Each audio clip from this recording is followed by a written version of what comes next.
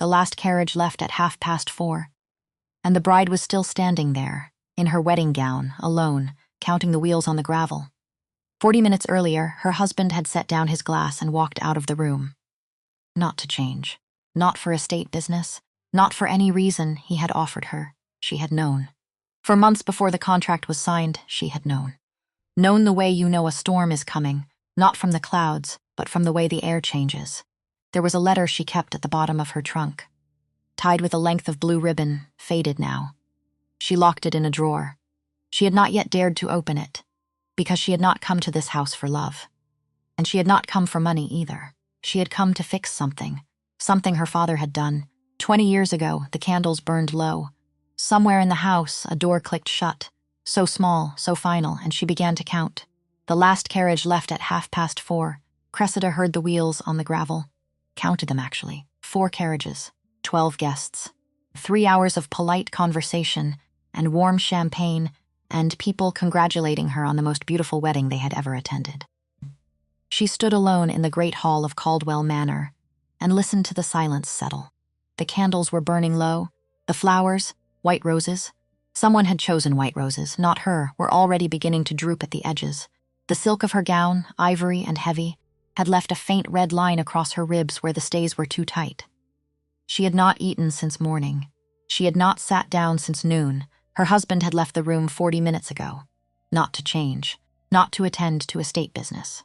Not for any reason he had offered her. He had simply stood, set down his glass, and walked out. The door clicked shut behind him. That sound. So small, so final. Cressida looked down at her hand. The ring was gold, simple, perfectly fitted. It had been chosen by Mr. Sylvester Quine, the Ashcroft family solicitor, who had written to her father's estate 3 weeks prior with a list of specifications. Weight. Carat. Appropriate for the station. Nothing about her taste. Nothing about what she might have wanted. She had not expected anything different. She had known, after all. She had known for months before the contract was signed. She had known in the way you know a storm is coming. Not from the clouds, but from the way the air changes. Goes still. Turns heavy. The way everything holds its breath before the thing arrives. She had known, but knowing is one thing. Standing in a borrowed hall in a dress that cost more than most men earned in a year, wearing a ring chosen by a stranger, listening to the silence where a husband should be. That is something else entirely. She turned away from the extinguished candelabra, walked to the tall window at the end of the hall. Outside, the November grounds were dark and bare, the oak trees stripped of their leaves, the gravel drive pale and empty in the last gray light. She had come a long way to stand at this window. Farther than the journey from London. Farther than anyone in this house knew. 3 weeks before the wedding, Cressida had been shown into the London house on Cavendish Square by a butler who did not smile. The house was imposing. Dark furniture, darker portraits. A staircase that curved upward into shadow. Everything chosen to communicate one thing and one thing only, power. She had worn her best day dress, rose-colored, soft.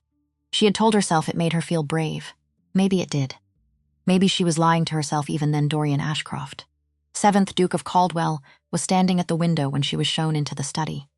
He did not turn immediately. He let her stand there for a moment, long enough to feel it. Before he turned, he was tall, dark-haired, a jaw that looked carved rather than grown, eyes the color of a February sky, cold, not cruel, just cold the way stone is cold, not because it means to be, but because warmth was never its nature. He looked at her the way a man looks at a balance sheet. He did not offer her tea. He did not ask her to sit. He said, "There is something you need to understand before we proceed." His voice was low, even.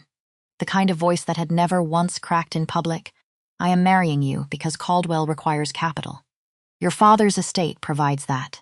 You will become a duchess. You will have my name, my protection, and every material comfort this estate can offer." He paused, not for effect. Just because he was a man who chose his words like weapons, deliberate, precise. "One at a time, but you will not have my heart. That belongs to another. It has for many years. She comes first, in every matter of consequence. Do you understand?" Cressida felt each word land, small, clean, like a letter opener, not a sword. The kind of cut that does not bleed immediately. It waits. Finds you later, when you are alone and the bravery has worn off. She had known about the rumors, of course. All of London knew. Dorian Ashcroft and Lady Philippa Merrow, the beautiful young widow at Merrow House, 4 miles east of the Caldwell estate. They said he had loved her for years, before her marriage, during it, after. They said he visited her constantly. They said he would never truly belong to any other woman. They said a great many things in London drawing rooms. Cressida had listened to all of it and filed it away and told herself it did not matter. The contract was practical. The purpose was clear. She was not marrying for love. She was not marrying for love. She stood very still in that study, with the rose dress and the brave feeling that was starting to feel less brave by the second, and she looked at Dorian Ashcroft's cold gray eyes. And she said, very calmly, "Then perhaps Lady Philippa should pay your debts." The silence that followed was different from the one before it. He turned, slightly. Just enough. And for the briefest fraction of a second, so quick she might have imagined it, something moved behind those gray eyes. Surprise, perhaps. Or the closest thing to curiosity that a man like him allowed himself. It vanished almost instantly. "The contract is signed," he said. "There is nothing more to discuss." She had smiled. That careful, unreadable smile she had been practicing since she was 15. And she had left. Caldwell Manor sat on 400 acres of South Yorkshire countryside, and it was beautiful in the way that old things are beautiful. Complicated. Imperfect. The east dated from the Elizabethan period and the west wing from the Georgian, and they did not quite match, and no one had ever bothered to fix it. Cressida was given a suite in the east wing, of course. The rooms were lovely. High ceilings. Long windows that looked out over the kitchen gardens and, beyond them, the rolling winter fields. Dottie, her maid, a broad-shouldered girl from Lancashire with a cheerful face and a gift for comfortable silence, helped her unpack the trunks, books, letters, a miniature portrait of her father, her mother's pearl earrings in their velvet pouch, and at the very bottom of the second trunk, wrapped in plain brown paper and tied with a length of blue ribbon that had once been brighter, a letter. She placed it in the back of the writing desk, locked the drawer, did not look at it again. Not yet. The Duke's rooms were in the west wing, 412 feet of corridor between them. Cressida counted once, on a restless night when sleep would not come, and the wind was doing something theatrical against the old east wing windows. She was that kind of woman. The kind who counted things when she could not sleep. Paces, candles, the number of tiles in the entrance hall. The number of times she heard his footsteps pass her door without slowing. 17 in the first month, 17 times. Dinner the first evening was conducted in a silence so thorough it had texture. The dining table seated 20. 2 place settings had been arranged at opposite ends, a decision made by the butler, presumably, or by the housekeeper, or by some ancient Ashcroft tradition that Cressida had not been informed of. She sat at one end. He sat at the other. The candelabra between them held 9 candles, which seemed excessive for 2 people who were not speaking. The soup arrived. "Your rooms are satisfactory?" he said, eventually, without looking up from his plate. "Yes. Thank you. The east wing can be drafty in winter. I'll have the housekeeper arrange additional coal." "That's very kind." Silence. The main course arrived. "Do you ride?" he said.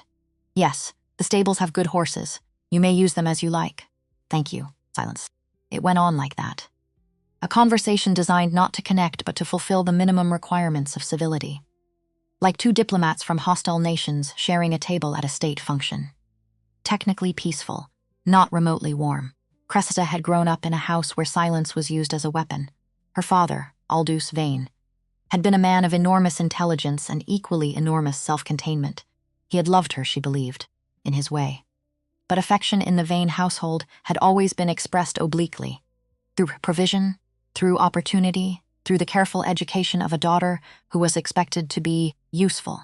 She had learned to read rooms, to read people, to hear what was not being said. What Dorian Ashcroft was not saying, across 30 feet of mahogany table, was this: "You are here. You are necessary.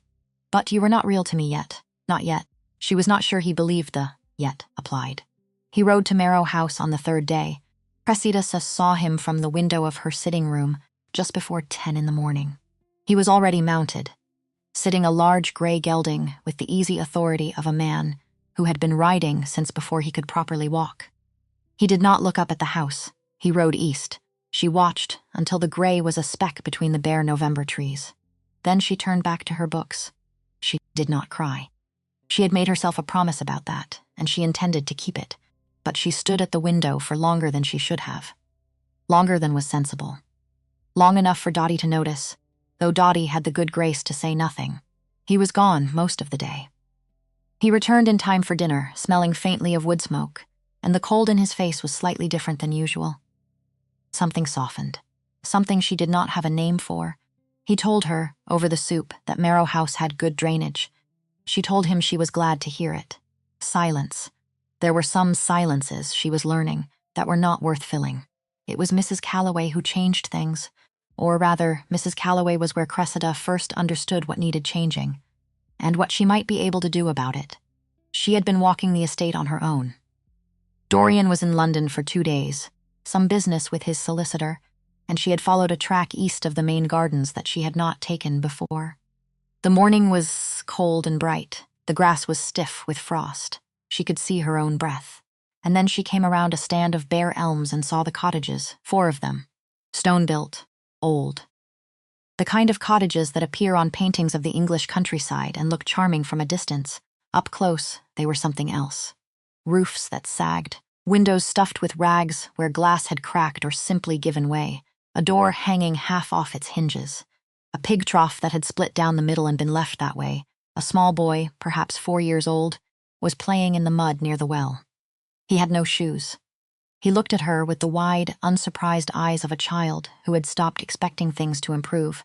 A woman came out of the nearest cottage, bent, weathered, moving with the careful deliberateness of someone whose joints had decided to stop cooperating. She saw Cressida and began to curtsy. "Please don't," Cressida said. She said it quickly, before the woman's knees could bear the indignity of it. "Please, tell me your name." The woman straightened, slowly. "Calloway, Your Grace. Agnes Calloway. My husband tenants the East Field. How long has it been like this?" Mrs. Calloway looked at her with the measured gaze of a woman deciding how much truth to offer a stranger. Then she made her decision. "Since the old Duke's time, Your Grace." There was never enough, and then there was less. The new Duke, she paused, chose her words carefully. "He has his own burdens." Cressida looked at the child in the mud. Something moved through her. Not pity. Pity was soft, and this was harder than that. This was the feeling that had run her father's accounts for 2 years after his first illness. The feeling that looked at a problem and immediately, almost involuntarily, began calculating solutions. "How many families?" she said. 7, in the East cottages. 4 more toward the mill, 11 families. She ran the numbers in her head without thinking about it. Thatching, glazing, basic timber repairs, shoes for the children. A proper repair to the well, which she could see from here was not drawing clean. It was not, when she added it up, an impossible figure. It was, in fact, a figure she had. Her settlement, the portion set aside for her personal use under the terms of the marriage contract, was sitting in a London account, drawing unremarkable interest. It had been placed there by her father's solicitor, with the quiet understanding that a Duchess would need pin money for bonnets and charitable subscriptions, and the other peripheral expenses of a life at the top of the social order. Her father had been, among other things, an extremely thorough man. Cressida looked at the child in the mud. She looked at Mrs. Calloway's careful, weathered face. She said, "I'll need to speak with the estate manager. Do you know where I might find him?" She did not ask Dorian's permission. She had thought about it, briefly, in the logical part of her mind that liked to work through problems from all sides. She had considered asking. She had considered writing him a letter in London. She had considered waiting until he returned and raising the matter over dinner, and then she had decided, no, it was her money. The contract was explicit, and there was something else. Something less rational that she did not fully examine at the time. Some small, stubborn part of her that needed to do this one thing without waiting for a man who had made it clear she would always be waiting. She met with the estate manager, a sensible man named Bramford, and asked him for a complete survey of the tenant properties. He produced it within 2 days, a document that had clearly been sitting in a drawer for some time, waiting for someone to ask the right question. She hired local laborers. She arranged for thatching material. She wrote to a glazier in the nearest market town and negotiated a price that made Bramford blink. She spent 3 days of the following week at the East cottages herself, not directing from a distance but present, making decisions, solving problems as they arose. The children watched her from doorways. Mrs. Calloway brought her tea in a chipped cup and didn't say anything, but her eyes said quite a lot. By the end of the second week, 4 roofs had been rethatched. The well had been cleared and remortared. 6 windows had new glass. 12 children had new shoes. She had gone to the village herself for that last part, taking measurements with a piece of string and a notebook. She did not do it for gratitude. She did it because she needed to be useful. Because the alternative was sitting in the East Wing, listening to the silence and counting his footsteps and thinking about a woman she had never met who lived 4 miles east and apparently held the only key to whatever Dorian Ashcroft kept inside, that locked and frozen chest of his. Purpose, she had found, was a more reliable comfort than hope. He came back from London on a Thursday. He had been gone 4 days. She had not expected to notice his absence with any particular clarity, but she had, in the way you notice a draft stopped. A persistent, low-level thing, suddenly resolved. She was coming in from the East Cottages when she heard him in the entrance hall. Late afternoon, the light already failing, going amber and thin, she was wet. It had started raining an hour ago, and she had not had the presence of mind to turn back, because Mrs. Calloway had been explaining a problem with the drainage channel behind the northernmost cottage, and solutions do not pause for weather. She was unwinding her cloak when he came out of the corridor to her left. He stopped. She stopped. They looked at each other across the entrance hall. She was, objectively, a sight. Hem darkened with mud, hair coming loose from its pins. Hands reddened from the cold. "You are wet," he said. "It is raining," a pause. He seemed to be doing some internal calculation. "You have been out all day." Yes, he was looking at her differently than usual. She couldn't have said exactly how, only that it was different. Less through her, more at her. "Bramford tells me there is new thatching on the East Cottages." "Yes, I did not authorize any expenditure." Cressida met his gaze without flinching. She had been practicing that particular steadiness for most of her adult life, and it had never been more useful than now. "You did not need to. I used my own settlement. The contract is explicit about what I may dispose of at my own discretion." He was quiet for a moment, not angry. She had expected anger, or at least the cold, measured version of it that seemed to be his primary emotional register. But this was something different, something she did not have a name for yet. "Why?" he said. She looked at him, straight. "Steady, because they were cold," she said. "And because I could," she walked past him. Up the staircase. She did not look back. If she had, she would have seen him standing alone in the entrance hall, watching her go, with an expression that had no category in the vocabulary she had built for him. November became December. The season arrived at Caldwell the way it always did in the north. Not gradually, but all at once, as though winter had been waiting just beyond the tree line for the right moment to come in. The days were short and gray and cold. The evenings were long. Cressida had developed a routine. Mornings she spent on the estate, with Bramford, with the tenants, sometimes at the small village school where she had begun contributing supplies, and occasionally, when the schoolmaster was ill, lessons. She was not, she had learned, a natural teacher. She was too brisk, too efficient. The children looked at her with expressions that suggested they found her faintly alarming. She was working on it. Afternoons she spent in the library. Caldwell's library was the best thing about the house. It was a long room on the second floor of the West Wing, lined floor to ceiling with books that had been accumulating for 2 centuries. It had 3 large windows that faced south, and on the rare, clear afternoons it was filled with a pale, cold, winter light that she found inexplicably comforting. She read agricultural journals. She read estate management texts. She read, with rather less practical application, 3 novels that she had brought from her own collection, and 2 more that she found on the shelves, stuffed behind volumes of parliamentary debates, apparently placed there by someone who had needed to hide something frivolous and chosen an excellent location. She was in the library on the afternoon when she first understood that something had shifted. She was not sure when, exactly, he had begun appearing, but he had. First, a question about the Eastfield drainage, which she answered from the Bramford survey she had memorized. He had looked mildly startled by the precision of it. Then, a question about the mill lease renewal, which she had opinions about, that she offered plainly and without apology. He had listened without interrupting, which she noted. Then, he had come in on a Tuesday afternoon, sat down in the chair by the south window. Not her chair, a different chair. As though he was observing the rules of a territory he was not quite certain he had been invited into, and opened a ledger. He had not said why he was there. She had not asked. They had sat in companionable, or at least silent, parallel occupation for 90 minutes, and when she had risen to leave for dinner, he had said, without looking up, the mill lease. "You were right about the subclause," she had said. "I usually am."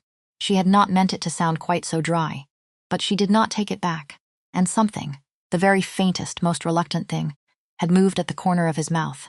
Not a smile, nothing so dramatic, more like the memory of one. She held on to that for a long time afterward, the memory of a memory. Christmas came and went quietly.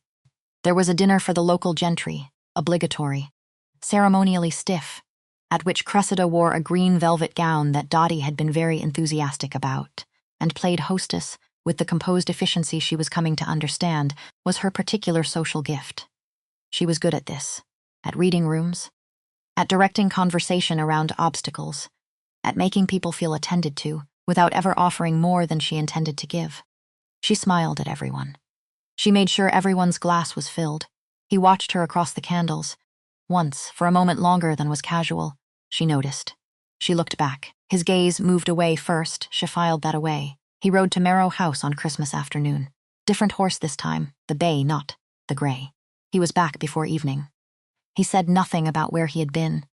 She said nothing about it either. January arrived wrapped in ice. She had been at Caldwell for 3 months now, 11 families whose cottages were warm and watertight.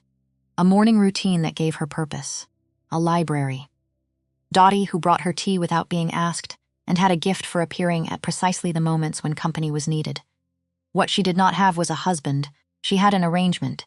She had begun, slowly, almost imperceptibly, to stop waiting for it to become something else. Not the loneliness, she had anticipated that, had steeled herself for it, but the stopping. The moment, somewhere between November and January, when she had looked up from a ledger and realized that she was no longer watching the drive for his return. No longer listening for his footsteps. No longer choosing a dress and then feeling foolish when he did not notice. She had stopped hoping and started simply living, quieter, sadder in a different way, but more sustainable. She had not cried once. She had made herself a promise. She intended to keep it. Sir Aubrey Weston arrived on a Wednesday afternoon in mid-January. He was a baronet, young, perhaps 30, with an open freckled face and an easy manner that suggested he had never in his life felt unwelcome anywhere. He rode up the drive unannounced, which Cressida thought either very confident or very oblivious, and was shown in by the butler before she had time to consider whether she was receiving. She was in the kitchen garden, discussing the spring planting schedule with the head gardener, a taciturn Scotsman named Mac Phail, who expressed enthusiasm exclusively through the pace of his planting notes and was currently writing very fast. She heard the footsteps on the gravel path and turned. "Lady Caldwell?" Sir Aubrey said, and he bowed with the cheerful gusto of a man performing a social obligation he genuinely enjoyed. "I do beg your pardon for the intrusion. I'm Weston, Aubrey Weston, from the Croft, the neighboring estate, 4 miles west. I've been meaning to call since October, and I'm afraid my meaning has been outrunning my doing." Cressida looked at him. She said, "Shall I have tea brought out?" He said, "I would like nothing better in the world," and that was that. He was. There was no more precise word for it. Easy. He asked her about the kitchen garden and listened to the answer with actual interest. He told her about his own estate's drainage problems, which were apparently legendary among local farmers, and he was funny about it. Self-deprecating in the way that men who are secure in themselves can be, without it tipping into false modesty. He asked about the tenant improvements she had made and said, with what seemed like genuine admiration, "I heard about the roofing work. Half the county has. The tenants talk, you know." She had not known. Nobody had told her that. She said, "I only did what seemed sensible," he said. "Most sensible things don't get done." "That's rather the point." She laughed. It caught her off guard. The laugh. It came up before she had thought to moderate it. Genuine. Quick. The kind of laugh that is not performed for anyone's benefit. Sir Aubrey looked pleased in a completely uncomplicated way. She was still smiling. The residue of it, the warmth. When she heard hoofbeats on the gravel drive, she turned. Dorian was dismounting at the stable entrance, 40 feet away. He had come back from wherever he had been. She had not known he was riding out today, and he was handing the reins to the groom, and he had seen them. He had definitely seen them. The 40 feet between them meant she could not see his face in detail. But she could see his posture, and his posture had changed. He walked toward them with a stride that was not aggressive, exactly. Controlled, deliberate. The way a man walks when he has decided exactly how quickly he intends to cover a distance. "Weston," he said, and it came out like a card placed face down on a table. Sir Aubrey turned. "Caldwell, your timing is impeccable. I've just been telling your wife that the drainage improvements here put mine to shame." "I imagine they do," Dorian said. It was a perfectly normal sentence. There was nothing obviously wrong with it. But Cressida, who had spent 3 months learning to read the very limited repertoire of his emotional expression, heard something in it that made the back of her neck prickle. He was standing slightly in front of her now. She had not seen him move, but he had. Sir Aubrey extended an invitation to dine at his estate the following week. He included them both, naturally, easily, as though the inclusion of a wife in an invitation to a husband were simply the normal procedure, which it was, which she had not felt it to be in some time. Dorian accepted on their behalf. Without consulting her, she noted that too. Sir Aubrey departed with his horse and his easy manner and his complete obliviousness to any undercurrent in the conversation. She watched him go, then she turned to find her husband standing very close to her. Closer than he usually stood. "You seem to enjoy his company," Dorian said. "He was pleasant," she said. It made a change. She watched something move through his face. Not across it, through it. Something she had not seen there before. "You are my Duchess," he said. "I expect you to remember that." Cressida looked at him. She was not afraid of him. She had never been afraid of him, which she thought perhaps puzzled him on some level, because he was a man accustomed to a certain ambient awareness of his consequence. "I have never forgotten," she said. "Not once, not for a single day." She let that sit. "Can you say the same?" The question hung between them, sharp, specific, the kind of question that cannot be asked back. He said nothing. She walked past him into the house. She kept her steps even, and her chin level, and she did not let herself feel anything complicated until she was behind the closed door of her own rooms. Then she sat down on the edge of the bed, put her face in her hands, not to cry. She had promised herself, but to hold the feeling for a moment. The complicated, contradictory feeling of having finally, for the first time, said the true thing, and having watched him have no answer for it. The weeks that followed were different. Not resolved, nothing was resolved. But the quality of the silence between them had changed, the way the quality of the air changes before a storm. Charged, slightly unstable. Both of them aware of it, and neither one naming it. He came to the library more often. He asked her opinion on things he had not previously thought to ask her opinion on. The East Field drainage, which she had thoughts about. The mill lease clause, which she had more thoughts about. The question of whether the North pasture should be left fallow for a season, which opened a conversation that lasted, unexpectedly, for 2 hours, during which she pulled 3 different references from the shelves and she noticed this, actually wrote something down. She did not relax her guard. But she noticed he learned things about her in those conversations. She could tell. Not from anything he said, but from the way his questions changed. He had learned she read agricultural journals. He had learned she had managed her father's business accounts for 2 years before his death. He had learned that her opinions were not decorative. He did not learn her heart. She kept that locked away in the same drawer as the letter with the blue ribbon. Sir Aubrey Weston returned on the 2nd Thursday of March, also unannounced, also cheerful, also entirely oblivious to any atmosphere his arrival might be generating. He brought his sister this time, a Mrs. Haverford, recently moved to the district, pleasant and well-read, who immediately engaged Cressida in a conversation about agricultural reform that lasted through 2 cups of tea and a plate of shortbread. Dorian was not present when they arrived. He returned from the North pasture 2 hours later, where he had been overseeing some drainage work with Bramford, and found his wife in the garden with Sir Aubrey Weston, who was demonstrating, with a stick and an improvised diagram scratched in the gravel, his theory about why the runoff pattern in the western fields was causing problems. Cressida was laughing, not the polite, managed, carefully calibrated laugh she used in company. The real one. The unguarded one. The same laugh she had laughed in January that had stopped him cold. He stopped cold again. Weston was leaning close to show her something in his improvised diagram.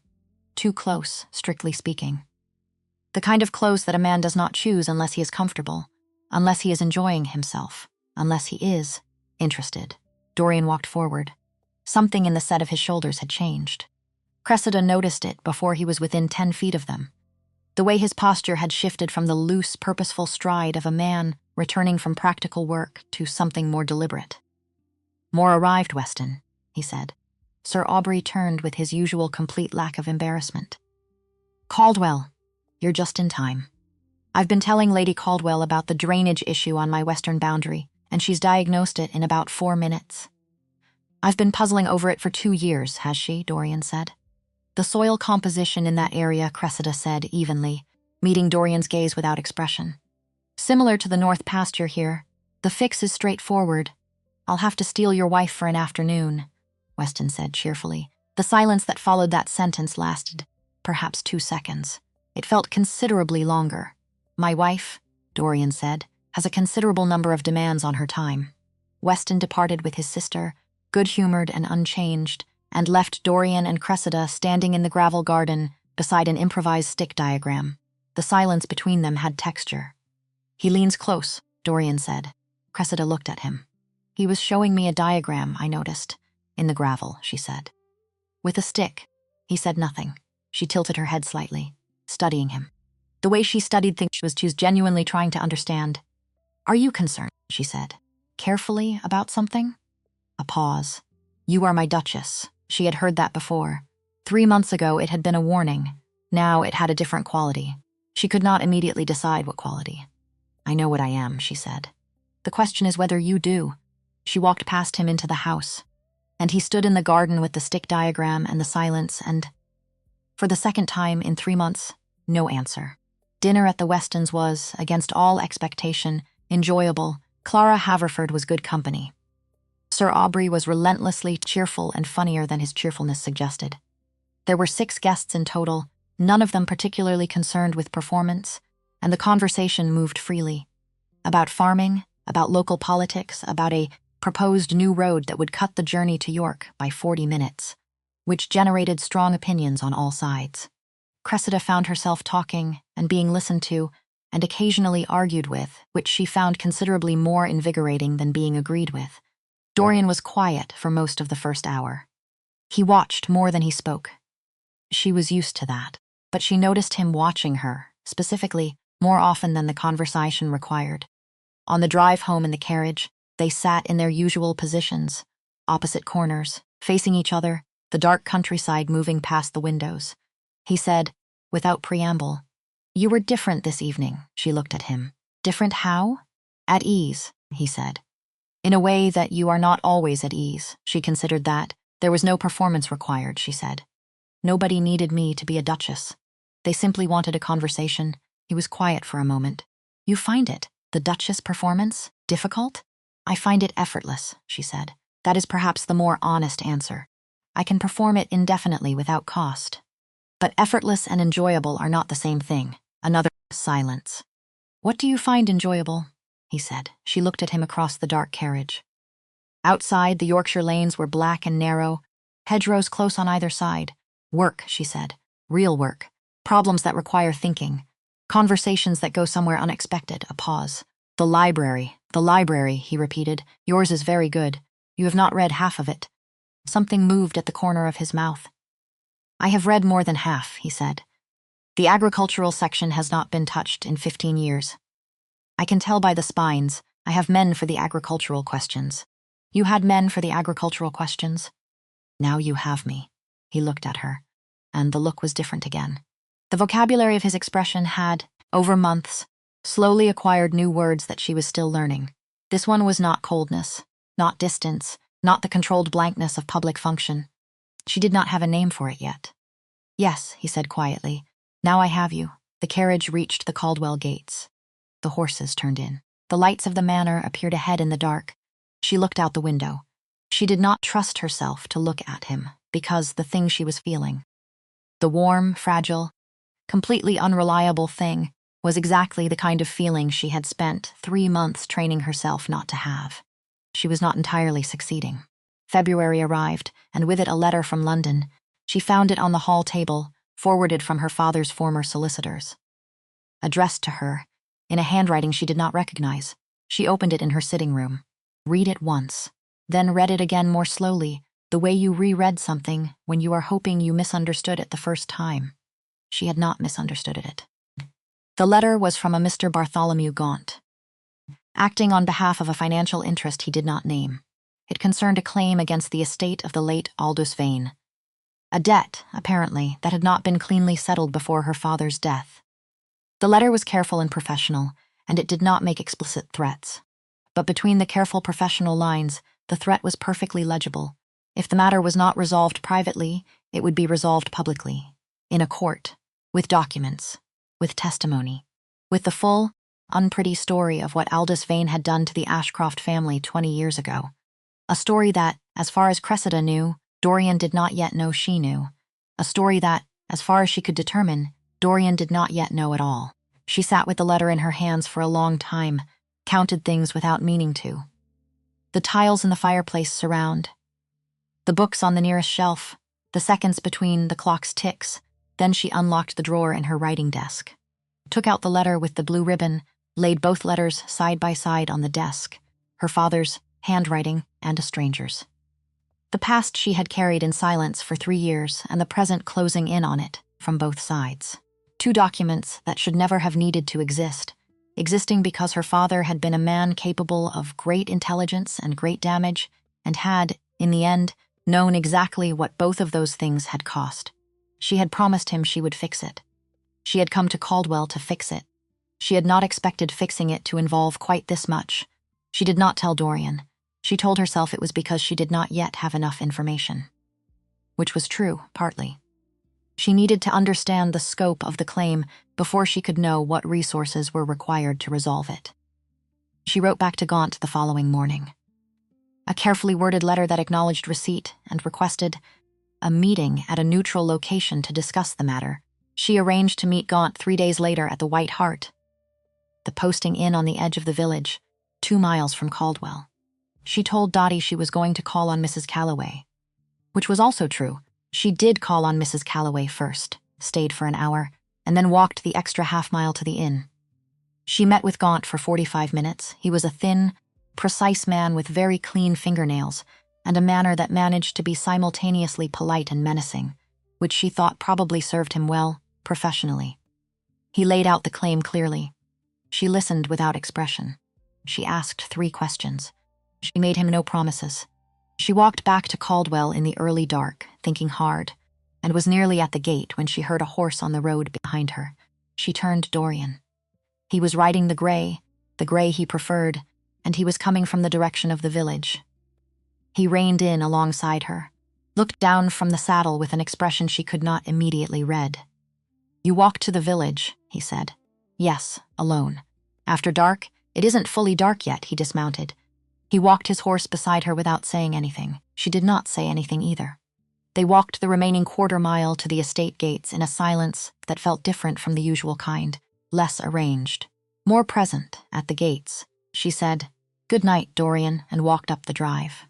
She felt his gaze on her back the entire way to the door. She was in the library at 9 o'clock the following evening, working through the figures from her Gaunt meeting, when the door opened. She did not look up immediately. She finished the column she was on first. When she looked up, Dorian was standing just inside the door, a candle in his hand, the rest of the room dark behind him. He had not changed for dinner. He had been out again, she thought. He looked for him, unusually unsettled. He moved to the table where she was working. He looked at the ledger. She saw his eyes find the column she had been writing in, saw them move over the figures, saw them stop, a name, her father's name, written in her hand in that column as the source of the liability she was working to resolve. She watched his face, and she watched him know, not everything, not yet, but enough, the name, the amounts, the date, the shape of something he had carried for 20 years, appearing in his wife's handwriting in his own library. He raised his eyes to hers. "This," he said, quietly. the way people speak when they're working to stay controlled. What is this? She closed the ledger. Not quickly enough, it is a private matter, she said. An old account. I am dealing with it. That name? He set the candle down. Carefully. I know that name. She said nothing. Aldous Vane. He said it, the way you say a thing you've needed to say for a long time but have never had occasion to. The man who destroyed my father. She held his gaze. Tell me, he said. Tell me what you are doing with that name in your accounts. She did not speak, not yet. Not because she was afraid. She had long since passed afraid. But because she understood that once she said the next sentence, the room would be different. Everything would be different. And there was no knowing yet whether different would be survivable. He waited. He was, at his core, a man who could wait, who had learned patience the way some men learn it, not from temperament but from necessity. She reached into the drawer beside her. She took out the letter with the blue ribbon. She set it on the table between them. He looked at it. Then at her. Aldous Vane was my father, she said. The words fell into the silences of the library, like stones dropped into very deep water. She watched them land. She watched him go very, very still. She held herself steady. Because that was what this moment required. Not defense. Not apology. Just presence. Just the truth. Standing up straight in the candlelight, with nowhere left to hide. She was the daughter of the man who had ruined his family. She had come to his house to fix what her father had broken. And now he knew. He did not speak for a long time. That was the thing about Dorian Ashcroft. When other men would have shouted, would have swept the ledger off the table, would have said something large and destructive and immediately regretted, he went quiet. The way a house goes quiet before the ceiling comes down. Cressida sat very still. The candle between them burned without flickering. The library was cold. She had not noticed the cold before, but she noticed it now. He picked up the letter with the blue ribbon, did not open it, just held it. Turned it over, once in his hands, the way a man turns over an object he is trying to understand the weight of. Then he set it down. Your father? He said. Yes, Aldous Vane. Yes, the man who arranged a loan to my grandfather. Buried the terms in 40 pages of legal language. Called in the debt when the estate was already under pressure. A pause. Each sentence delivered flat, measured. Like a man reading charges from a document. My father inherited that debt at 23. He spent the next 18 years trying to recover from it. He did not fully recover. He died knowing he had not. Cressida said nothing, because there was nothing to say that would change any of that. It was true, all of it. She had read the documents herself 3 years ago, sitting in her father's study the week after his funeral, going through the papers he had left her with a covering letter that began, "There are things you must know about me that I was not brave enough to tell you while I was living." She had read it all. And she had sat with it, alone, for a very long time. Dorian looked at her across the table. Why, he said. Not angry. That would have been easier, perhaps. Anger has a shape. Anger can be navigated. This was something colder. My father's will contained a condition, she said. He wanted to make restitution, not with money. He understood that money was insufficient. He wanted the estate restored, the family. Made whole. As much as whole was still possible, she kept her voice even. Not because she felt even, because this was the moment that required it. He asked me to marry into the Ashcroft family, to use my settlement, my skills, whatever I had, to rebuild what he had damaged, a silence he asked you, Dorian said. And you agreed, yes. Why? She looked at him, and here it was. The question she had not planned to answer tonight, the question she had, in fact, planned never to answer. Because there was the practical reason, the debt, the promise, the condition. And then there was the other reason. The one that lived in a different part of her entirely. The one that was not practical at all. She had not meant to say it. It came out anyway. Because I loved you. The words landed in the quiet of the library with no ceremony at all, no preamble, no softening, just the truth, finally uncontained. I have loved you since I was 12 years old, she said. You pulled me out of the path of a runaway carriage in Cheapside. You would not remember. You were what, 17? A young man in a hurry, doing an instinctive thing. You looked at me afterward to make sure I was unharmed, and the way you looked at me, she stopped, steadied herself. You looked at me as if I mattered, as if the fact of my continued existence in the world was something worth being relieved about. I had not been looked at that way very often. She folded her hands on the table. I never forgot. When my father's will named the Ashcroft family, I chose you. Not Caldwell, not the title. You, the candle threw unsteady light across his face, and his face. She had spent 6 months learning to read his face. 6 months cataloging the very limited vocabulary of his expression. She could distinguish, now, between his version of irritation and his version of concentration. She could tell the difference between the closed-off look he wore in company and the slightly less closed-off look he wore in the library. She did not have a category for what she was looking at now. He said, "You should have told me. Would it have changed anything?" Her voice was not sharp, just honest. "Would you have welcomed me differently, knowing whose daughter I was? Or would you have seen only my father's name and sent me away?" He opened his mouth, closed it. Because the answer, the true answer, was not a simple one. And he was, whatever else he was, a man who did not speak until he was certain. He was not certain. "I need time," he said at last. She nodded. She had expected that. She had prepared for it. He took the letter with the blue ribbon. He walked out, and Cressida sat alone in the library, with the open ledger and the guttering candle, and was quiet for a long, long time. The days that followed were a particular kind of hell. Not dramatic, not explosive. That would have been almost easier. Just absence, and the awareness of absence, and the constant, low-frequency calculation of what absence meant. He did not come to the library. He did not appear at dinner. She ate alone at the vast table. The candelabra had 9 candles, and she was the only person there to count them. He rode to Marrow House twice in 4 days, both times before breakfast, both times returning before noon. She saw him from her window on the second occasion. He was riding fast, head down against the February cold, not the careful, deliberate pace of a man keeping appointments. The pace of a man who needed to move. She understood that impulse. She channeled hers into work. She met with Gaunt again, a second meeting, this time at the village inn, this time with a figure in mind and the intention of resolution. The claim could be settled cleanly. It would cost her nearly the last of her personal settlement. It would leave her with very little beyond what the estate provided. She did not particularly care. It was, in a strange way, a relief. To be almost out of resources. To be nearly at the point where the practical reason and the other reason were the same thing, because there was nothing left to hold separate. She was here. She had no money left to leave with, and she did not want to leave. That last part was the part she did not examine too closely. He found her in the library 9 days after their conversation, 9 days of silence, which she had counted. Obviously, she was working on the spring planting estimates, something that did not require her to think about anything painful, and also something that genuinely needed doing, because MacPhail had presented her with 3 different proposals, and she was trying to synthesize them into something coherent. She heard the door. She looked up. He was standing just inside the threshold. He had a look on his face that she had not seen before and could not immediately name. Something between a man who has made a decision and a man who is not entirely certain the decision was wise. He said, "I read the letter." She set down her pen.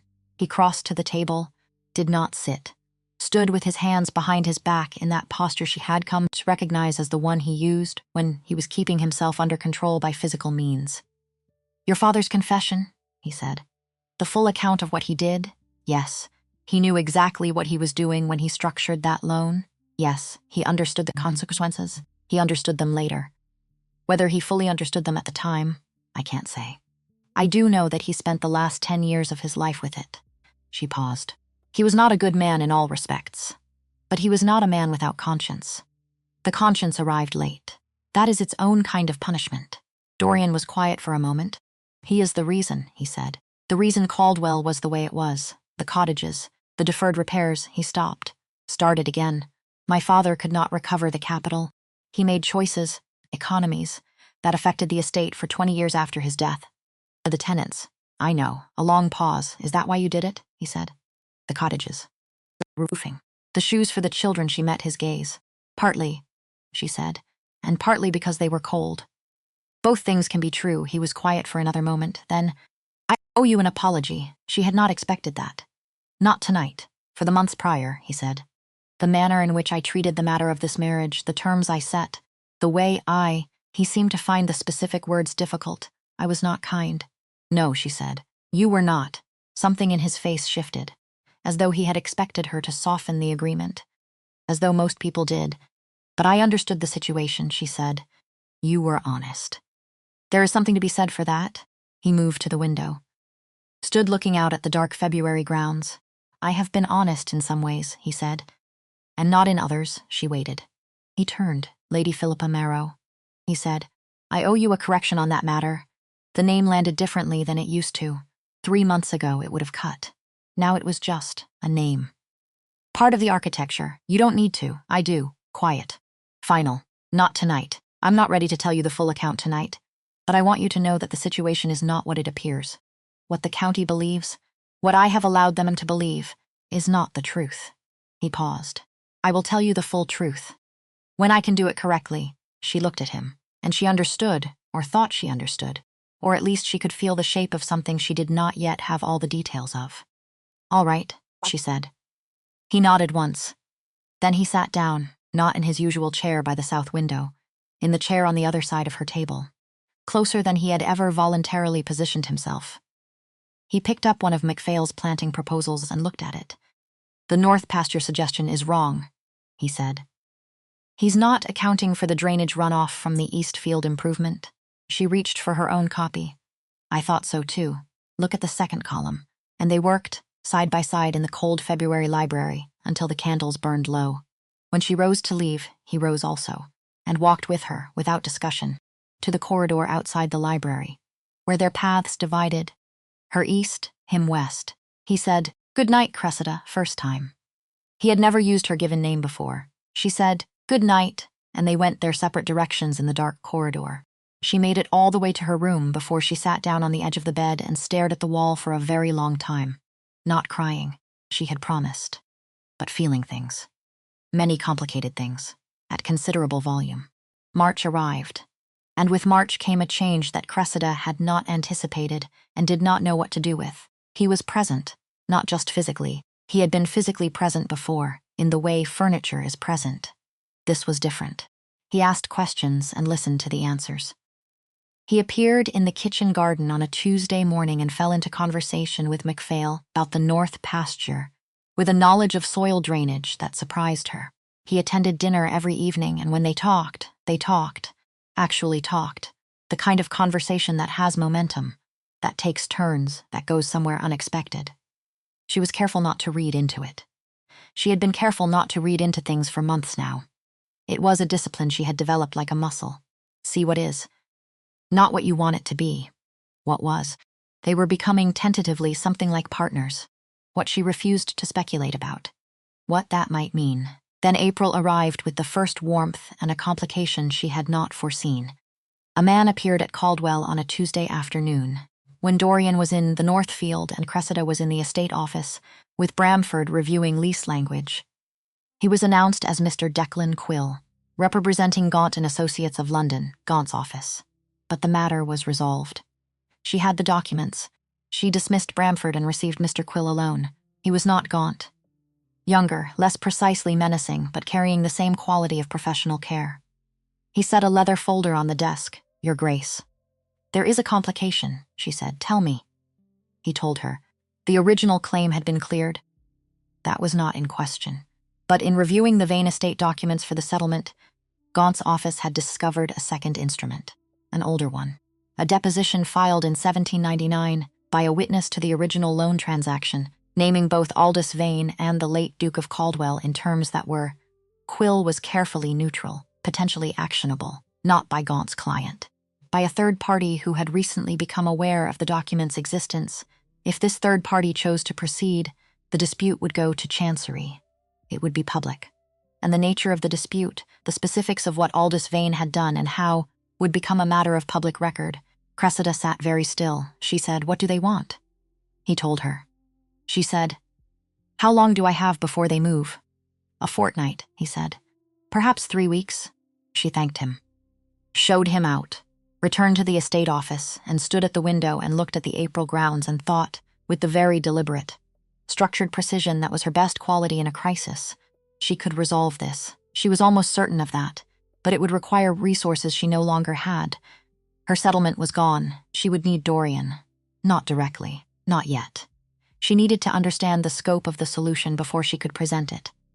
She needed 3 days. She scheduled a meeting with Quill for Thursday evening at the White Hart. She did not tell Dorian. Not yet. 3 days. Then she would tell him everything. She told herself that was sensible. 3 days. That was all. Thursday evening. She told Dottie she was going to call on Mrs. Calloway, which was true. She did call on Mrs. Calloway. She stayed for an hour. Then she walked the half-mile to the White Hart. The meeting with Quill lasted an hour. She had the shape of a solution by the end. It was going to require Dorian's cooperation, and more uncomfortably, his trust. But it was possible. She was walking back through the village in the early dark, her mind still working through the figures, when she became aware of hoofbeats on the road ahead. She looked up. Dorian.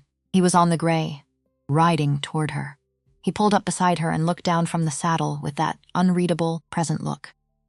"You walked to the village," he said. "Yes, you told Dottie you were calling on Mrs. Calloway." A pause. "I did call on Mrs. Calloway." He dismounted. He walked his horse beside her.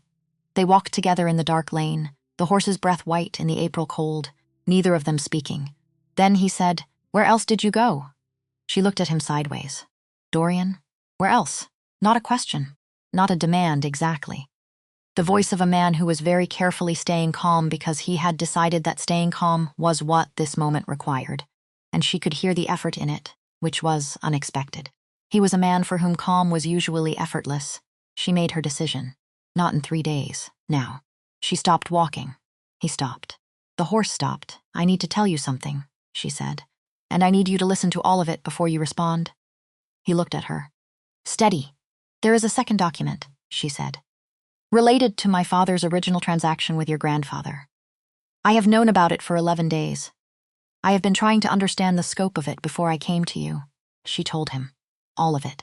Quill, the third party, the potential chancery filing, the public exposure, the figure required for resolution, the source she did not currently have. He listened, without interrupting, the way a partner listens. Someone who is planning to be useful. When she finished, he was quiet for a moment. Then he said, "You were going to wait 3 days?" "Yes." "Why?" "Because I wanted to come to you with a solution, not just a problem." He was quiet again. Cressida. He said her name the way he had started saying it, without formality, without the careful distance of a title. "I do not need you to bring me only solved problems. I need you to bring me the problems."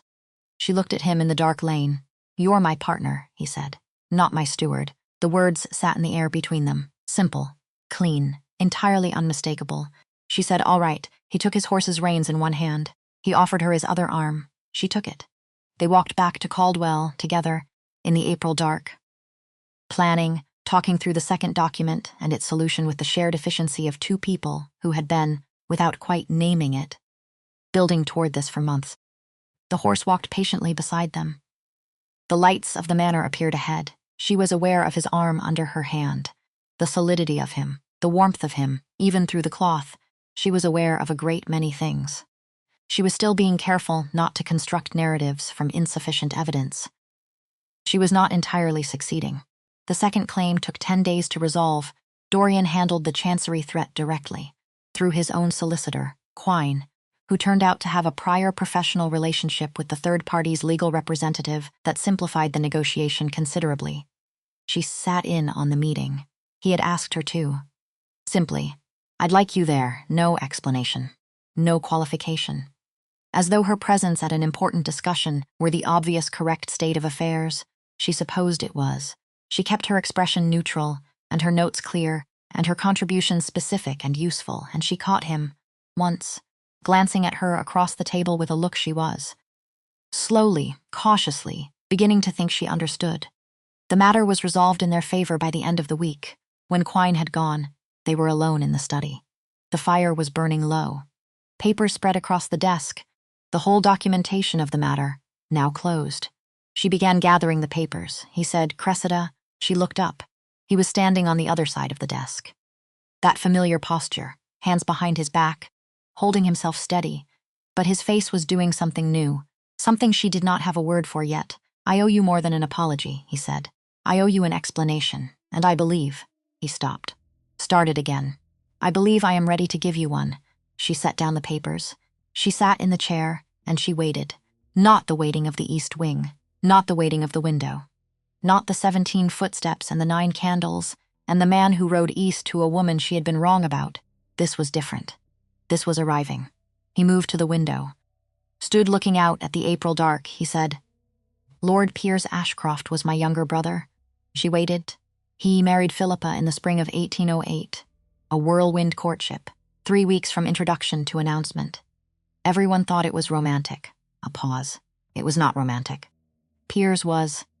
He was not a good man in the ways that matter most to a woman living in close quarters with him. He was charming in company. In private, he caused damage. The kind that doesn't show from the outside. She was very still. He died in a riding accident in the autumn of that year. Philippa was 2 months pregnant. She was also frightened of what people would say, of what people would assume once they understood the marriage had been what it had been. Piers had been reckless with money as well as with other things. The child's inheritance was uncertain. She was afraid it would all come out. Everything. He turned from the window. I let people believe I had loved her. Before the marriage. During it, I allowed the rumors to take hold. I encouraged them in some ways. It protected her. It protected Jasper, who was entirely innocent, from being tainted by his father's character. She looked at him. 6 years, she said. Yes. You have let the county believe, the entire social world believes. Yes, and you let me believe it. He met her gaze directly. Yes, he said. I let you believe you were second to a devotion that did not exist. I let you carry that for the entirety of our marriage. He paused. I had reasons. They were not sufficient. They did not account for what it would cost you. She said nothing, because she was feeling a great many things, simultaneously. And they did not resolve neatly into any single response. Relief, that was one. Anger, that was another. Not large, not hot, but present. Quiet and real and entirely justified. And underneath both of them, something that had been very quietly present since February and was now larger, harder to ignore. Refusing, in fact, to be filed away any longer. Why now? She said. Why tell me now? He was quiet for a moment because, he said, I am tired of living in a house with a woman who believes something about me that is false. He paused. And because I understand now what your presence here has cost you. The money. The silence. The management of things alone that should not have been managed alone. He paused again. You came here to restore something my father lost. You used everything you had. And I gave you nothing in return except coldness and a false narrative, she said. You gave me the library. Something flickered across his face. I gave you access to a room, he said. It was more than that. Silence. Dorian, she said his name deliberately. The way he had started saying hers, without formality. What are you trying to say? Precisely, he looked at her. A long moment then. I am trying to say that I have been a fool, a deliberate, self-protected, historically consistent fool. And that somewhere between your first conversation about drainage and the last 3 hours in that negotiation, I have become aware that I would like very much not to be one any longer. Something moved in her chest. She did not immediately trust it. That is, she said carefully, a very measured way of saying something. I am a measured man. You are. A pause. Is there an unmeasured version? She said. He was quiet for a moment then. I look for you in rooms, he said. When I come back from the fields. When I come down to breakfast. When I finish a problem and want to tell someone the answer. I look for you first. She sat very still. I did not plan for that, he said. I have been measuring the distance between us for months. Every conversation. Every evening. I have been aware of it moving. And I have not known what to do with that awareness because I built this marriage on the premise that the distance was appropriate. That it was correct, is it? She said. He looked at her. No, he said one word. Not decorated. Not qualified. Just the truth, finally out in the open, standing in the firelight of the study of Caldwell Manor. In April, after 6 months of silence and slow building, and all those nights counting footsteps and all those mornings watching him ride east, no. She looked at him for a long moment. Then she said, I need you to do something. He waited. Tell Quine the truth about Philippa and Piers. Tell him to begin the process of correcting the record. Not a full public announcement, nothing that would damage Jasper, but enough that the foundation of what might come next is not built on a lie that the whole county believes. He said, Yes, and I need time, she said. Not much. But some, he said, whatever you need. She rose from the chair, gathered the papers from the desk, and walked to the door. She stopped in the doorway. She said, without turning, Good night, Dorian. he said. Good night. She went upstairs. She did not count his footsteps.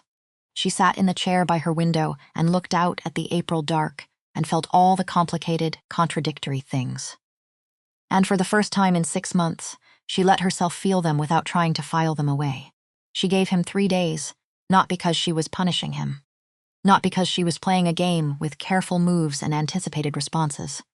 She gave him 3 days because she was a woman who had spent 6 months learning the difference between what she wanted to be true and what was actually true. And she was not again, not ever again, going to mistake one for the other. So she went about her days. She met with Macphail about the kitchen garden expansion. She attended the weekly market she had organized at the village church hall and spent an hour helping Mrs. Calloway price jars of preserved pears. She sat in the library on the second evening and read 3 chapters of a novel she had been pretending to read for a month. She slept, not well, but enough, and she thought about what he had said in the study. I look for you in rooms. 3 days. That was all she needed. 3 days to stop the noise in her own head long enough to hear clearly. Because the thing about loving someone for a very long time, quietly, privately, without expectation, is that when the object of that love finally turns toward you, the feeling is not simple. It is not a door opening. It is more like a wall you have been leaning against for years suddenly moving, and the first sensation is not joy. It is the terrifying absence of the thing that was holding you up. She needed 3 days to find her feet. Dorian did not press her. She had not expected him to. He was a man who understood silence, who had used it, had hidden in it, had built entire architectures of himself around it. He knew what it meant to need space, and he gave it to her without commentary. But she noticed the change in him, small things. The way he was present at breakfast now, instead of gone before she came down. The way he passed her in the corridor and paused. Not for long, not dramatically, just a beat. The kind of pause that says, I see you, and not the kind that says, I am assessing you. The way, on the second evening, he set a book on the library table next to hers without asking and sat down and simply read, no explanation, no declaration. Just present. She did not look up from her page immediately. She let it sit for a moment, the fact of him being there, choosing to be there, then she turned a page. And they read. On the 4th day, she went to see Philippa. She had not planned it. She had woken that morning with the thought already formed, clear and simple, the way decisions sometimes arrive after 3 days of processing. Not through the rational mind, but through some deeper machinery that works while you sleep. She needed to see Philippa Marrow before she could move forward. Not to assess her, not to confirm what Dorian had told her. She believed him. She had believed him in the study, not because she was naive, but because she had become, over 6 months, very good at reading the specific register of his honesty. She needed to go to Marrow House because she was, above all things, a practical woman. And the practical reality was that Philippa Marrow had been part of the architecture of this marriage from the beginning. She had been the wound, the explanation, the shape of the absence in the middle of everything, and whatever came next. Cressida wanted to walk toward it with her eyes open, not shut. She took the smaller carriage, alone. She sent no word ahead. Marrow House was 4 miles east, as she had always known. She had never been. She had looked in its direction many times. From the window, from the road, from the vantage point of her own imagination. But she had never had occasion or reason to approach. It was smaller than Caldwell. Prettier, in a different way, well-tended. A house that had been looked after by someone who cared about the looking after. She was admitted by a housekeeper who regarded her with the careful neutrality of a woman assessing a situation she had not been prepared for. Philippa came to the drawing room herself. She was 30, perhaps 31, dark-haired, composed in a way that Cressida recognized. The particular composure of women who have learned to be composed because the alternative was not safe. She was not the beauty that rumor had made her. She was something more interesting than that. She had the face of a woman who had survived things and knew it. They looked at each other for a moment, then Philippa said, I wondered when you would come, Cressida said. I should have come sooner. Philippa gestured toward the chairs. They sat. Tea arrived, on request, which suggested the housekeeper was a woman of foresight. He told you, Philippa said. Yes, everything? I believe so. Philippa looked at her hands for a moment, then back up. It was not his fault, she said, what he told people. I asked him to. I was frightened after Piers died. I was alone and I had Jasper coming, and I did not know what people would say if they understood what the marriage had been. A pause. Dorian was the only person who knew the truth. He offered to bear the story. I let him. I have regretted it many times since, Cressida said. Because it was not fair to him. Because it was not fair to you, Philippa said. I knew he would eventually marry. I told myself it would be a society marriage. Something managed and distant. I did not think. She stopped.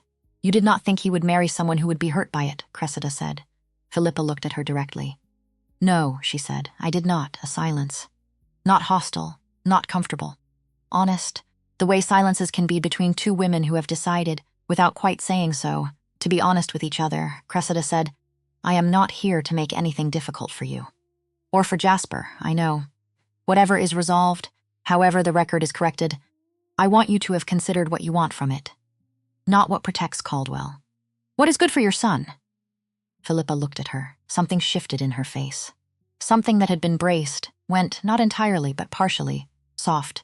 He said you were capable, she said. Cressida blinked. Dorian said that? 2 weeks ago, when he came to tell me that things would be changing, she paused.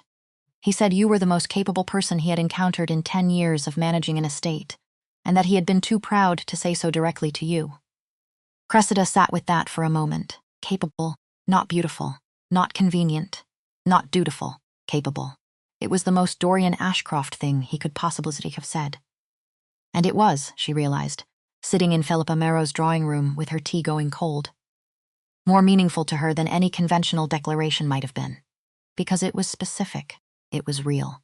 It was what he actually thought about her, translated from the language of a man who was still learning how to say what he meant. She said, He told you 2 weeks ago. Yes, 2 weeks before the study.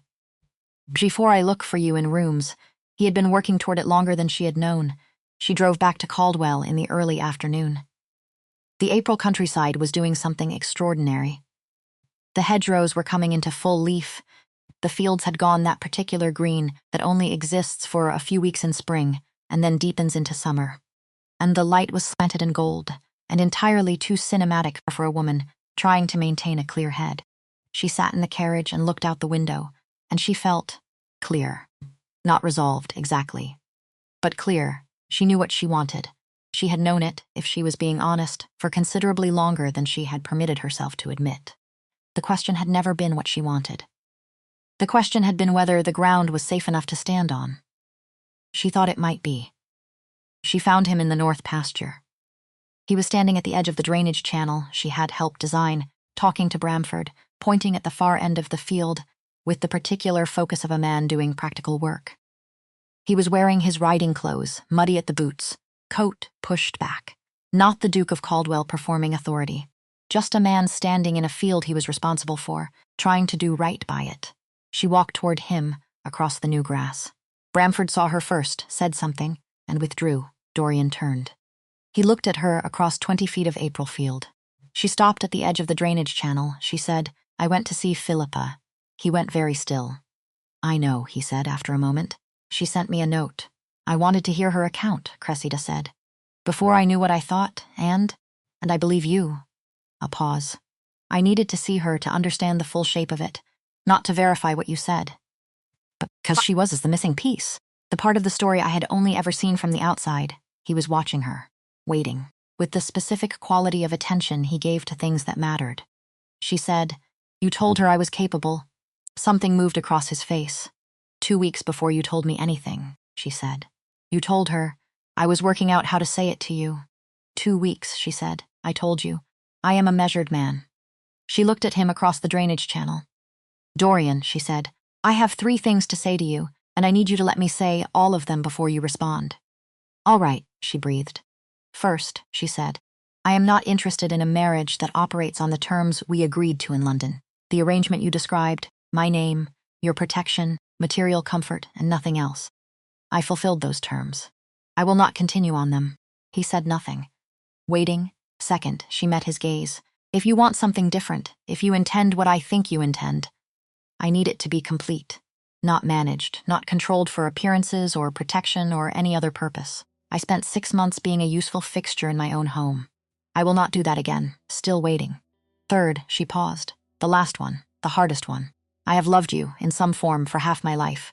That is not a thing I say easily, or often. In fact, I have said it exactly once, under considerable duress, in a library, and you walked out of the room. She paused. I am saying it again, in a field, without duress, because I want you to have the true version and not the desperate one. Silence.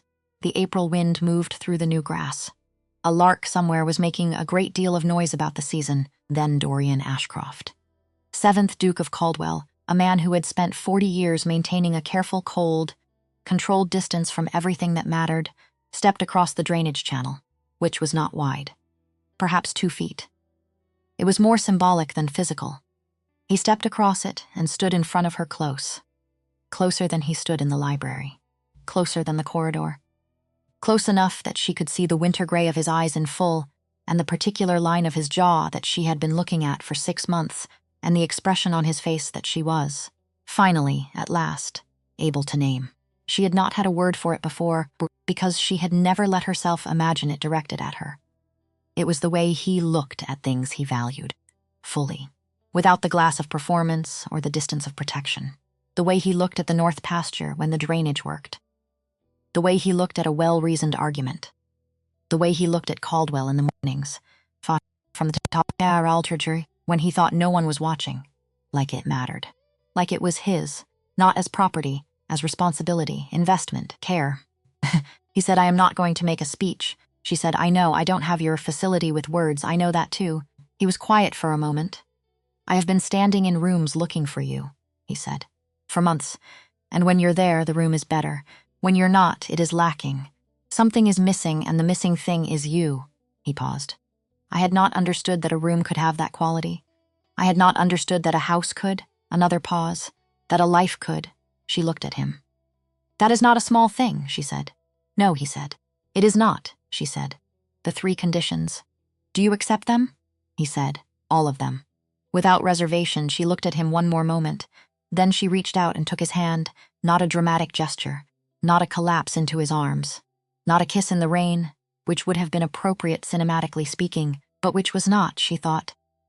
Quite right for 2 people who had come to this point the way they had. Slowly, honestly, through ledgers and drainage channels and 9 candles and a great deal of measured silence, she just took his hand.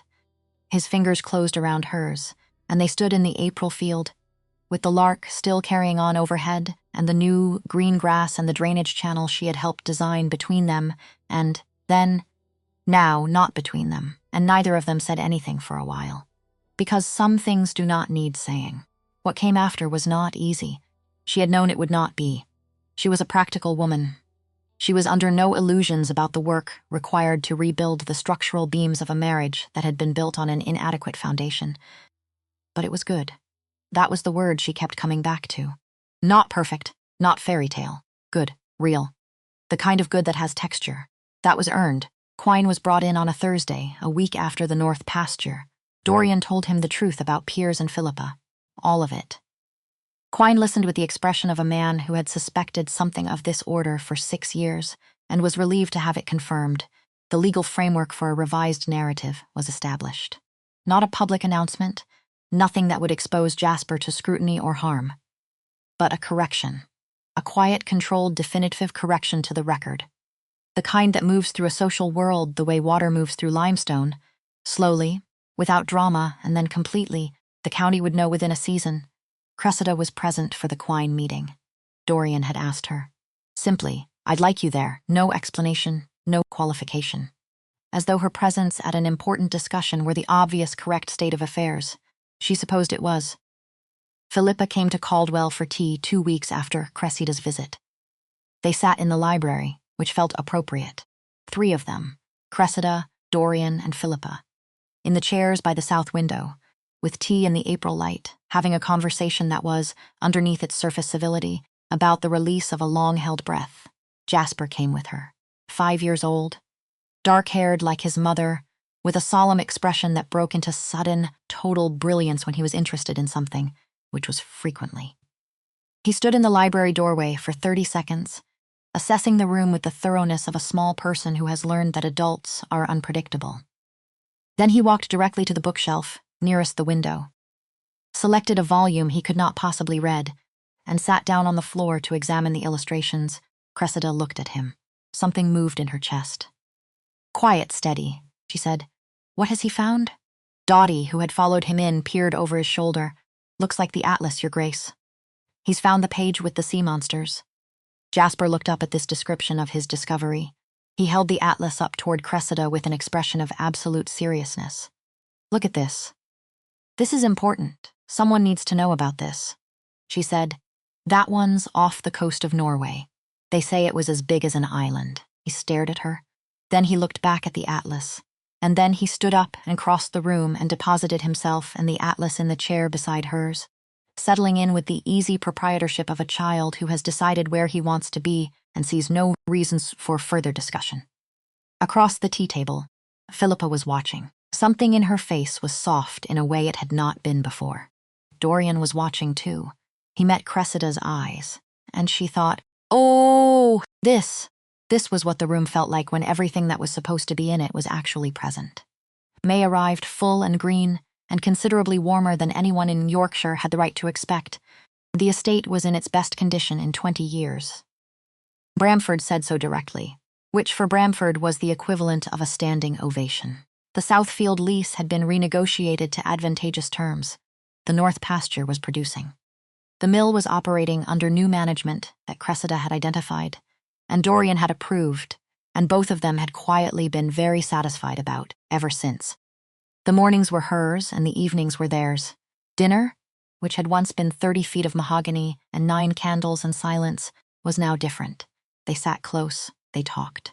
Not always about the estate, about other things, about the books they were reading, the ideas in them, about his years at Cambridge and her father's accounts, and the time she had read the entirety of Smith's Wealth of Nations at 14. Because her father had said it was not suitable for a girl, and she had decided that was sufficient reason. He laughed at that. Actually laughed. Not the memory of a smile she had catalogued in November. A real one. Short and genuine. The laugh of a man who had been surprised by something and didn't mind it. After dinner, they sat by the fire in the east sitting room. Her sitting room, which had become their sitting room without formal announcement. He read. She read or wrote or simply sat with her feet on the footstool that he had placed in front of her chair one evening and never removed. She was happy. The word arrived in her mind one evening in mid-May, startling and clear, as though it had been waiting to be recognized for some time, and was mildly impatient about the delay. Happy. She was happy. Not the large, dramatic happiness of a completed dream. The quiet, sustainable happiness of a life that fits. Of waking up knowing what the day will hold and finding it good. Real. The kind that gets better the longer you are inside it. It was a Thursday evening in late May when he brought the ring. She had not expected it. She had been in the habit of not expecting things. She had developed that habit over a long time, and it had served her well. So she was not expecting anything particular when he came into the east sitting room after dinner and sat in his chair, and then, after a moment, sat forward. She looked up from her book. He was holding a small box. Dark blue velvet. The kind of box that had a specific purpose. She looked at it. Then at him, he said, "I have been trying to find the right moment for 3 weeks. I have concluded that I am overthinking it, and the right moment is simply when it occurs to you that it is right. And it occurs to me now." She set down her book. He opened the box. Inside was a ring, sapphires and diamonds. Delicate. The blue of a winter sky seen through library glass. The precise blue, she realized, of the February afternoon when she had sat across from him at a table covered in gaunt documents and understood that something had fundamentally changed. Not chosen by a solicitor, not specified by function or station, chosen by him. For her, because it was what he had thought of when he thought of her. She looked at it for a long moment. Then she looked at him. He said, "The ring you wear was selected by Quine, from a catalogue." With specifications, he paused. "That is not the ring I would have chosen," she said. "When did you choose this?" 3 weeks ago." Another pause. When I understood that I wanted to do it correctly, she felt something move through her. Not dramatically, just. The last of the distance, closing, she said, "You once told me that Lady Philippa came first. In every matter of consequence." "Yes. And now?" He looked at her directly. "You know the answer," he said. "I want to hear it," he said. "You come first. You have for some time. I was not ready to understand that until recently. A pause. But you have. You come first. She looked at him. One moment, then she held out her hand. He took it, took the ring from the box, slid it onto her finger next to the other one. She looked at both of them, the old ring and the new one, the contract and the choice. He was still holding her hand. She said, "We should take the other one off," he said. Yes, he removed the old ring, set it on the table between them, on top of the latest edition of the Agricultural Journal, which seemed about right. The first ring on top of the most recent practical work. A fitting final resting place, the new ring sat alone on her finger. She looked at it. He said, "Is it right?" She said, "Yes." Then she leaned forward and kissed him. Not a desperate thing. Not the kiss of a 12-year-old's dream finally arrived. Something better. The kiss of two people who know each other, who have sat on opposite sides of a drainage channel and argued about soil composition and read in parallel silence and made decisions together and learned, slowly, through all the ordinary materials of a shared life, that this was where they wanted to be. He put his hand on her face. She felt the warmth of him. Outside, May was doing its best work. The gardens full and the evening light long, and the kind of evening that makes a house feel like it has finally understood what it was built for. She pulled back. She looked at him. He looked like a man who had been carrying a very large thing for a very long time and had finally, with some help, set it down. She thought she probably looked something similar. "Well," she said. He said, "Well," she said, "the south boundary fence inspection is tomorrow at 8. He said, "I know, Bramford will be there, I know, and we should discuss the mill account before then because there's a discrepancy in the Cressida, yes?" "The mill account," he said, "will still be there in the morning." A pause. "Yes," she said. "It will." She settled back in her chair, but she did not pick up her book. He did not pick up his either. They sat in the evening quiet of the east sitting room, which was their sitting room, which was their house, which was their life. And she looked at the ring on her finger, and he looked at the fire. And the evening light came through the south window, and the lark that had been singing in the garden said something definitive about May, and then was quiet. She thought about 12 years old. About a crowded London street and a runaway carriage and a young man who had looked at her as if she mattered. She thought about how strange it was, that a single moment could plant something that grew for 20 years in the dark, that patience could look indistinguishable from foolishness until it didn't, that the distance between two people could close not in a single dramatic gesture, but in the accumulation of small true things. 9 candles, 30 feet of table, a locked drawer with a letter in it, a drainage channel, a book left beside hers without comment, a ring chosen because it was the right blue, small things, all of them real, all of them adding up to this. She said, "Dorian." He said, "Yes," she said. "I counted your footsteps." A pause. He said, "What?" "In the first month. When I could hear you in the corridor at night. Passing my door," she paused. "I counted. 17 times. In the first month you passed without stopping." He was quiet for a long moment. "I know," he said. She blinked. "You knew I was counting?" "No." A pause. "I knew I was passing." She looked at him. "I slowed down," he said. "Some evenings, more than others," he said it evenly. But she heard what was underneath it. "I did not know what I would say if I stopped." She held his gaze. "You could have knocked," she said. "Yes, I would have opened the door. I know that now." A silence. Then, 17, he said. "You're certain it was 17? "I counted. You are a very unusual woman. I counted everything," she said. "When I couldn't sleep, the tiles, the candles, the mornings you rode east." She paused. "It helped," he said. "How many mornings?" 11. He said nothing. She looked at him. He was looking at the fire. His jaw had that line in it. The one she had learned meant he was working through something internally, and the working through was not comfortable. She said, "It was then. It is not now." He looked at her. "I know," she said. "I believe you. I told you I believed you, and I meant it." She paused. "I just wanted you to know the full accounting. Since we are being complete," he said. "Complete," we agreed. "No managed distances. No controlled narratives." "Yes, then you should know," she said, "that I counted the mornings you rode east, and it was 11, and I am not angry about it. I simply wanted you to have the number." He was quiet for a moment. Then he said, "I am sorry for the 11, she said.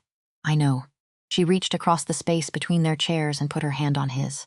He turned his hand over, held hers. The fire settled. The lark was quiet. Outside, May was doing what May does, filling up the light, stretching the evenings. making the world look as though it was designed specifically to be beautiful and had been waiting patiently for someone to notice. She noticed. She let herself notice. The summer came, and with it, a different Caldwell. Not unrecognizable, still the same stone pile with the mismatched wings, and the drafty east corridor, and the kitchen garden that MacPhail managed with the religious dedication of a man for whom productivity was a spiritual practice.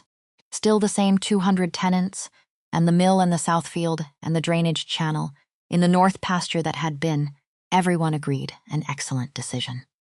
But different in the way that things are different when they are finally being used correctly. There were dinners. Not the stiff ceremonial affairs of winter, but actual dinners, with neighbors and conversation and wine that ran a little long, and evenings that ended with laughter. Sir Aubrey came frequently, because Sir Aubrey went everywhere frequently, and his sister Clara had become a genuine friend to Cressida, the kind of friend she had not had in years, a woman who argued with her and meant it, and was never once improved by being agreed with. Philippa came, regularly. She and Cressida had a friendship now that was honest and specific, and did not pretend that the history between them was simple, because it was not. But it was theirs, built from the truth of things, which made it, like most things built from truth, more durable than the alternative. Jasper came with her. He had opinions about the sea monster Atlas that he had communicated to Cressida over the course of several subsequent visits, in the thorough and relentless manner of a 5-year-old who has identified an adult willing to take him seriously.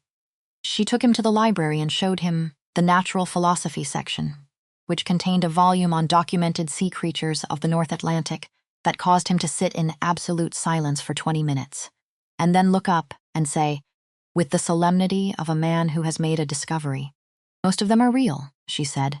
"Most of them," he said. "Which ones aren't?" she said. "That's a better question." He liked that. He came back to the library 3 more times that summer. Dorian watched this from the doorway once and said nothing. She saw him watching. She left the question open, deliberately. It was not her question to answer alone. In August, Dorian rode out to meet a solicitor from York who had been engaged to formalize the documentation regarding Jasper's position. Not publicly, not dramatically, but correctly, in the records that mattered, the ones that would determine the child's future in the practical legal ways that eventually, in 20 years, would matter enormously. Piers Ashcroft's son. By name, by record. By the official instrument of an estate that was now, finally, operating from the truth of things. Dorian came home in the early afternoon and found her in the kitchen garden with MacPhail, arguing amiably about the relative merits of 2 different approaches to the autumn planting. He stood at the garden gate and waited. MacPhail saw him first and concluded the conversation with the diplomatic velocity that had become one of his most valued professional characteristics. Dorian came through the gate. She turned. He looked at her across the kitchen garden. The August light was full on him. His face, which had been the color and temperature of a February sky when she had first met him, was something else now. Still controlled. He was always going to be controlled. That was simply what he was. But the things underneath the control were visible now, not all the time, but in moments like this one. Real moments. Unmanaged ones, he said. "It's done," she said, Jasper. "Correctly documented. Everything as it should be." She let that sit for a moment. "How do you feel?" she said. He considered the question with the seriousness he gave to questions worth considering. "Like a man who has put down something he should have put down 6 years ago," he said, "and is still accounting for the weight." She walked to him. She put her hand on his chest, over his heart, where the weight presumably lived. She said, "It takes as long as it takes." He put his hand over hers. They stood in the kitchen garden in the August light, and the weight was there. Yes, and the accounting would continue. Yes, and none of the complicated things about the past were simple or fully resolved or ever going to be either of those things. And it was enough.